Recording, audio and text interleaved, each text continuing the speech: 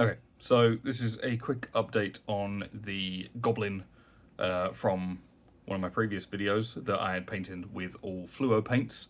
Here's what it looks like now.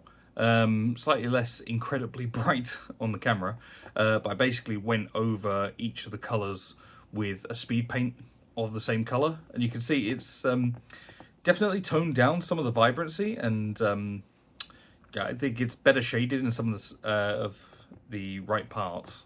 But I also put a sort of dark grey wash, the kind you put on like vehicles, so it's all kind of quite thick. Better for panel lining really, but it has smoothed out some of the highlights I put on the NMM for the weapons. So I'm liking how it looks now, but I'm thinking what we need to do now is sort of boost the vibrancy back up, especially since we use speed paints and everything gets into the crevices. It's very obvious that this guy is partially FDM. So we're going to go ahead and put some highlights back on him, and what I'm thinking is not go full fluo, but I'm actually going to mix my fluorescent paints with the exact same colour in acrylic and use them as the highlights, and we'll see what happens. Painting this little goblin dude reminded me of one of the first miniatures I ever painted to completion. It was a Reaper Snake Man for a D&D one-shot I had coming up. At that point, I knew pretty much nothing about miniature painting. I tried to get him to a place I was happy with. I wasn't using a primer, I was using synthetic brushes and cheap craft paint. It's needless to say, the pigments in the paint, they broke up before I could even get them thin enough to work with, and even when I could, they'd bead up on the surface of the mini and didn't cover it anyway.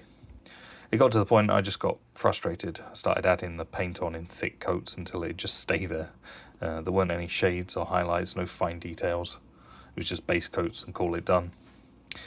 That mini stayed at my DM's house as a backup model. I pretty much forgot about it.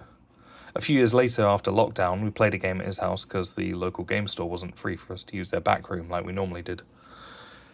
My DM let me take the Snake Man home to try again. I did, and shortly after I'd been gifted a lot of Scale 75 paints from another friend that felt like the hobby wasn't for him. I didn't strip the model, I just primed it in black over the top and dry brushed it in white. And honestly, I was astounded at how many of the details in the mini were still there. What's more, I felt like I could take advantage of that texture now that I knew what I was doing somewhat. And I think back on this a lot when people say that they're scared to start painting a model in case they ruin it. Because really, you have to go a lot farther than you think you do to really obscure a model using just paint. Don't worry about trying something new on a model, because the worst case scenario is you just paint over it. Try again. So this is my goblin done. What I think is cool about this is that the highlights are nowhere near as stark as I normally would have made them, but he still seems bright. You know, it still seems like there's a lot of contrast in there. So I'm really interested in using these fluo paints. I think the 50-50 mix worked out quite well. And yeah, I'm definitely going to incorporate them into future projects.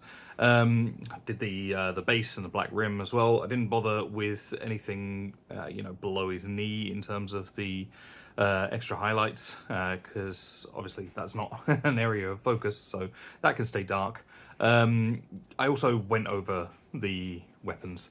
I don't think trying to do NMM on FDM is really going to work, and a lot of my other goblins are, just true metallics anyway, so it would have caused this guy to stand out, and he doesn't have any problem doing that anyway because he's made with fluo paints. So yeah, I'm going to varnish this guy up and add him to the tub of goblin reclaimers, and I'll move on to something else. We'll stay tuned and we'll see what that is. Cheers.